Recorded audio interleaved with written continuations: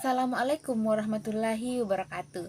Perkenalkan, nama saya Nur Hasanah, mahasiswa dari Prodi Perpustakaan dan Sains Informasi semester 4 dengan NIM 732271202024. Nah, di sini saya akan menjelaskan materi yang saya pahami selama perkuliahan selama ini mengenai aspek hukum dan informasi. Nah, pada aspek hukum dan informasi ini, yang pertama saya akan menjelaskan mengenai informasi.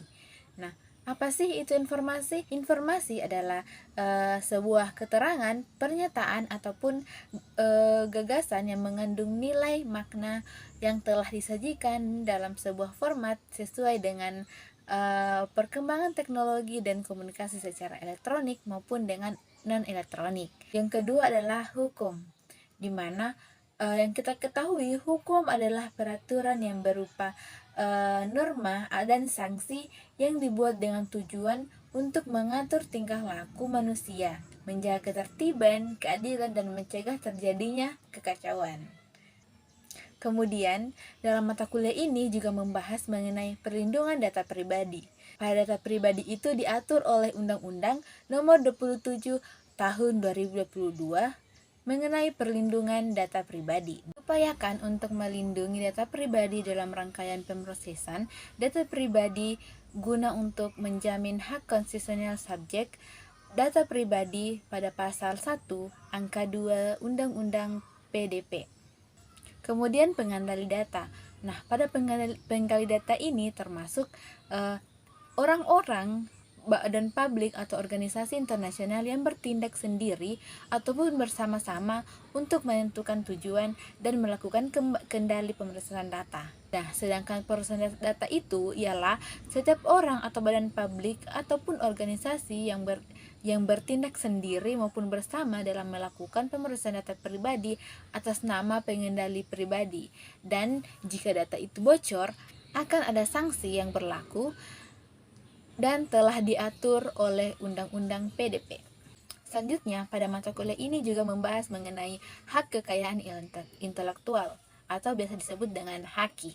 Nah, HAKI ini ialah hak untuk mendapatkan hukum atas kekayaan intelektual yang diciptakan oleh seseorang atau perusahaan. Dengan hak kekayaan intelektual itu diatur dalam Undang-Undang Nomor 1994. Pada hak kekayaan intelektual ini terbagi atas dua jenis hak kekayaan intelektual. Yang pertama, satu, hak cipta, dan yang kedua, hak kekayaan industri. Apa sih yang dimaksud dengan pemegang hak cipta? Pemegang hak cipta ini ialah seseorang atau beberapa orang yang membuat suatu karya secara bersama-sama berdasarkan pada imajinasi, pikiran, keterampilan, ataupun keahlian yang tertuang pada suatu karya dan bersifat pribadi. Nah, kemudian kita membahas pada kekayaan industri. Pada kekayaan industri ini terbagi beberapa bagian. Yang pertama itu hak paten, merek, desain industri, dan desain pada tata letak sirkuit yang terpadu. Tujuan dari HAKI ini ialah memberikan hukum, memberikan penghargaan, mempromosikan hasil karya, melindungi upaya dari ahli informasi, dan sebagai bahan penelitian. Nah, selanjutnya ada larangan dalam bersosial media. Loh, kok ada larangan tersebut? Ya, tentu ada. Dalam bersosial media kita tidak semena-menanya hanya menggunakan akses tersebut. Nah, pada sosial media itu larangan tersebut diatur dalam Undang-Undang Nomor 11 Tahun 2008 mengenai informasi dan transaksi elektronik. Selanjutnya, pada mata kuliah ini juga membahas dengan kebijakan keamanan informasi. Pada kebijakan keamanan informasi ini menjelaskan bahwa keamanan informasi ialah sekumpulan metodologi, praktik maupun proses yang dirancang dan diterapkan untuk melindungi informasi data pribadi dari akses pengguna, penyalahgunaan, gangguan ataupun modifikasi yang tidak sah.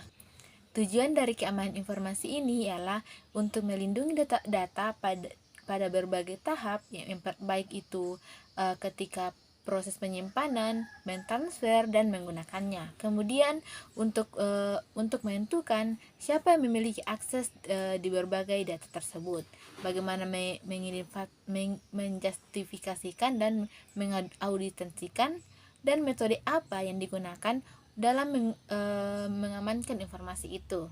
Kemudian yang ketujuh ini membahas mengenai Undang-Undang Republik Indonesia Nomor 13 Tahun 2018 mengenai serah simpan karya cetak dan karya rekam yang terdiri dari 8 bab dan 36 pasal. Nah, yang pertama itu pada bab 1 itu membahas mengenai ketentuan umum, kemudian bab 2 itu penyerahan karya cetak dan serah rekam.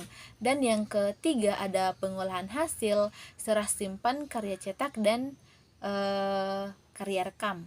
Kemudian ada bab 4 yang membahas mengenai pendanaan, bab kelima membahas mengenai peran serta masyarakat, ke-6 penghargaan, bab ke-7 membahas mengenai ketentuan peralihan, dan bab 8 ketentuan penutup. Nah, selanjutnya ada Undang-Undang Nomor 43 Tahun 2007. Nah, di mana pada undang-undang tersebut membahas mengenai perpustakaan. Yang pertama itu memiliki kebijakan pengembangan perpustakaan dan kepustakawan, di mana kebijakan pembinaan dan pengembangan perpustakaan ditetapkan di Kepmendikbud nomor 0103-0-1981, membahas mengenai pokok-pokok kebijaksanaan pembinaan dan pengembangan perpustakaan di Indonesia. Selanjutnya ada kebijakan mengenai pustakawan yang diatur oleh Kepmenpan nomor 18 1988. Pada Kepmenpan nomor 33 tahun 1989 yang diperbaharui kembali dengan penomoran Kepmenpan 132-M-PAN-12-2022 dan terakhir Permenpan nomor 9 tahun 2014. Selanjutnya ada Permenpan nomor 55 tahun 2022 tentang pustakawan. Ada Permenpan nomor 56 tahun 2022 membahas mengenai asisten perpustakaan. Dan yang terakhir ada kebijakan mengenai tenaga perpustakaan yang diatur oleh Undang-Undang Nomor 43 Tahun 2027 pada pasal 29 sampai 31. Nah, pada Undang-Undang Nomor 43 Tahun 2027 tentang perpustakaan terdiri dari 15 bab dan 54 pasal. Sehingga undang-undang ini diharapkan keberadaan perpustakaan benar menjadi sarana masyarakat untuk belajar sampai hayat. Selain itu juga menjadi pedoman bagi pertumbuhan dan perkembangan perpustakaan di Indonesia, sehingga benar menjadikan perpustakaan bagian dari hidup keseharian masyarakat Indonesia. Sekian dari saya membahas mengenai materi kami selama perkuliahan selama 1 semester ini. Wassalamualaikum warahmatullahi wabarakatuh.